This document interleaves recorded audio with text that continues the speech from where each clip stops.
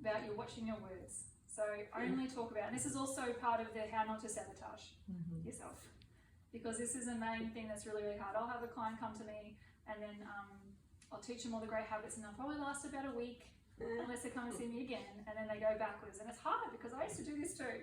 So that's why I also offer coaching packages to help you be accountable and so we keep in contact and I kick your ass more regularly instead of just seeing you once and then I don't see you for months. This way you do your homework. So it's really changing your words, because you don't realise how often, until you go away from tonight maybe, and you realise I complain a lot.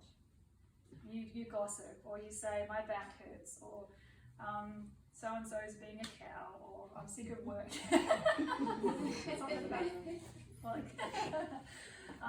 We don't realise how often we say it. So if you try to pay attention and just really catch yourself and see how often you accidentally put yourself down.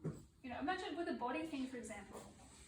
When have you ever said something, giving this body a part of compliment? You always say, you know, you've got a sore knee, oh my stupid knee's always clicking on, my back's killing me. Or you're complaining about your pouch that's left over from having babies. That was my one that I used to do all the time. The stretch marks. Like wrinkles that are coming, whatever it is, you're complaining about your body because this hurts, that hurts, you've got some illness or something like that. We just tell our body off. So imagine your body was a child and you only ever said those things to it. How is that child going to grow up? What's their personality going to be like, even as a kid, if you only ever said mean things? So just imagine if you switched it around completely and only ever said nice things to your body, maybe the energy would change. Not maybe, the energy would change and it would react completely different to you, because you know whatever you're doing now is not working. Because you still have the problems of the body, or you still have the pain, or you feel you have, it might be in the head, it might be, you know, head stuff, depression, anxiety. So imagine if you only complimented yourself. You could say instead of like I get muddled or confused or I've got a bad memory, even little things like that. You just lie and say I've got a great memory, or I'm working on having a better memory. Just shifting, like tweaking it a little bit like that. Thank you to my elbows, because without elbows it would be really weird trying to eat and get dressed. They don't get any credit. How nice would it be if you actually said thank you to my elbows for helping me bend my arms and not looking like really weird?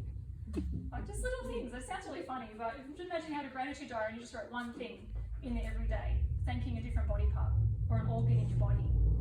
Your energy would just shift. And it's the same with manifesting things that you want. So instead of saying you're worrying about getting sick, or worrying about, you get an unexpected bill like your washing machine breaks down.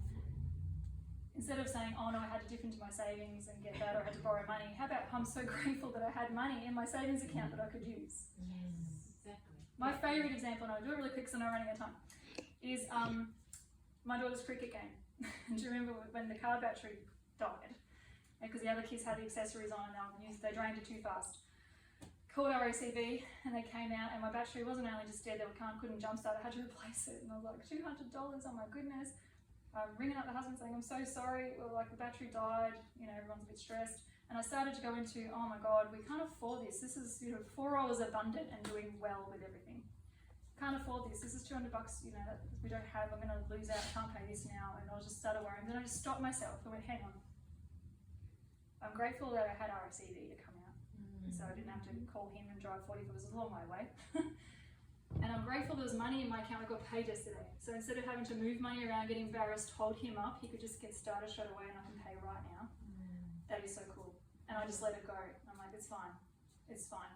I didn't have any clients booked that week. And the next day, 5, I'm not exaggerating, people rang up to booking for that week, like all close. So not only replaced the battery, but I made like $300.